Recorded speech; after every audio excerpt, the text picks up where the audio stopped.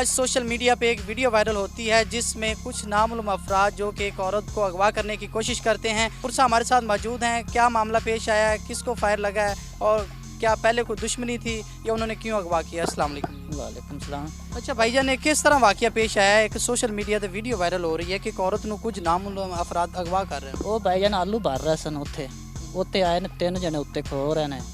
ਉਹ ਆਏ ਨੇ ਚੋਰੀ ਵਿਚਾਰੀ ਨੂੰ ਗੁੱਤ ਤੋਂ ਫੜਾ ਨੇ, ਸਾਨੂੰ ਕੋਈ ਪਤਾ ਨਹੀਂ ਆ ਕੀ ਕਾ ਕੀ ਰੋਲਾ ਹੈ ਕੌਣ ਹੈ। ਉੱਥੇ ਆਇਆ ਉਹਨੇ ਫੜਾ ਗੁੱਤ ਤੋਂ ਫੜ ਤੇ ਕਾਂ ਟੁਰ ਪਿਆ। ਅਸੀਂ ਛੁਡਾਉਣ ਲੱਗੇ ਆ, ਉਹਨੇ ਗੁੱਤ ਤੋਂ ਫੜਨ ਦੇ ਬਜਾਏ ਸਾਨੂੰ ਫਾਇਰ ਠੋਕ ਦਿੱਤਾ। ਚੋਰੀ ਨੂੰ ਦਰੂਲ ਜਾਂਦਾ ਹੜ ਤੇ ਮੈਂ ਮਗਰ ਭੱਜਿਆ, ਹੜ ਤੋਂ ਉਹਨੇ ਫਿਰ ਫਾਇਰ ਤੋੜ ਦਿੱਤਾ ਜੀ। ਚੋਰੀ ਨੂੰ ਦਰੂਲ ਗਿਆ ਨੇ ਬਾਬਾ ਕਿੱਲਾ ਕੁ ਪੰਦ ਗਏ ਨੇ, ਉੱਥੇ ਅਸੀਂ ਚੋਰੀ ਨੂੰ ਖੋਹ ਲਿਆ। ਹਾਂਜੀ, ਉਹ ਆਪ ਭੱਜ ਗਏ ਨੇ। ਇਹ ਕਿੰਨੇ ਬੰਦੇ ਸੀ? ਇਹ 3 ਬੰਦੇ ਹਨ ਜੀ। कोई इन्हों की शनाख्त है? सारा कुछ है जी। अच्छा, अस्सलाम वालेकुम। वालेकुम अस्सलाम। अच्छा, मेरी बहन एक अभी थोड़ी देर पहले का वाक़या है कि एक वीडियो वायरल हुई है। क्या वजह है कि उन्होंने आपको क्यों अगवा करने की कोशिश की है? क्योंकि मैं उनकी बीवी थी, इसलिए उन्होंने हमें अगवा किया और जाना चाहता था अपने साथ। अच्छा, और और मैंने कहा नहीं, मैं नहीं जाना। आपकी उसके साथ पहले शादी हुई? हाँ जी, निकाह हुआ था। अब तलाक हो गई है?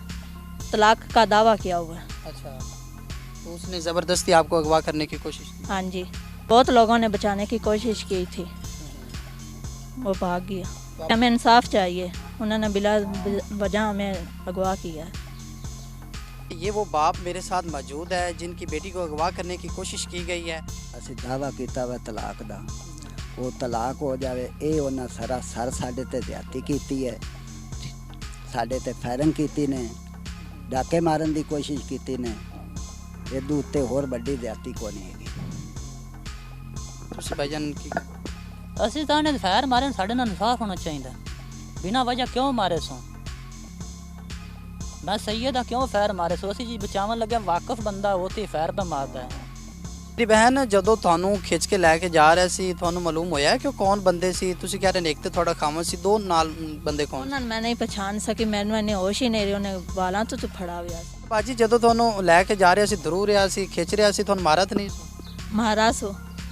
ਅੱਛਾ ਮਾਂ ਜੀ, ਤੁਸੀਂ ਉੱਥੇ ਇੱਕ ਆਦੀ ਬੇਟੀ ਨੂੰ ਬਚਾਉਣ ਦੀ ਕੋਸ਼ਿਸ਼ ਕਰ? ਅਸੀਂ ਆਲੂ ਜਾਈ ਕਦੇ ਭਰਦਿਆਂ ਪਈਆਂ, ਤੂੰ ਆਈ ਆ ਤੇ ਖੜੋ ਰਹੀ ਆ। ਹੁਣ ਬੰਦਿਆਂ 'ਚ ਖੜਾ, ਸਾਨੂੰ ਕਿਹੜੀ ਲੋੜ ਹੁੰਦੇ ਮੈਨੂੰ ਵੇਖਣ ਦੀ। ਉਹਨੇ ਫੜ ਲਿਆ ਤੂੰ ਆਈ ਲੈ ਤੇ ਟੋ ਮਗਰੇ ਮੈਂ ਉਹ ਮੇਰੀ ਧੀ ਵੀ ਹੈਗੀ, ਮਗਰੇ ਭਾਈ ਵੀ ਹੈਗਾ।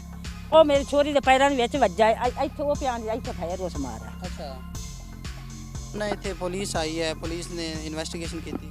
ਹਾਂਜੀ, ਉਹਨੇ ਪੁਲਿਸ ਆਈ, ਸਾਰਿਆਂ ਦੇ ਨਾਂ ਨੂੰ ਲਿਖਾ ਦਿੱਤੇ ਆ। ਇੱਥੇ ਕੌਣ ਪੁਲਿਸ ਅਫੀਸਰ ਹੈ? ਇਹ ਜੀ ਜੱਟ ਸਾਹਿਬ ਆਏ ਨੇ ਅੱਛਾ, ਬਸੀਰਪੁਰ, ਅੱਛਾ, ਉਹਨੇ ਸਾਰੀ ਪੁੱਛ ਨਾਮ ਕੀਤੀ। ਹਾਂਜੀ।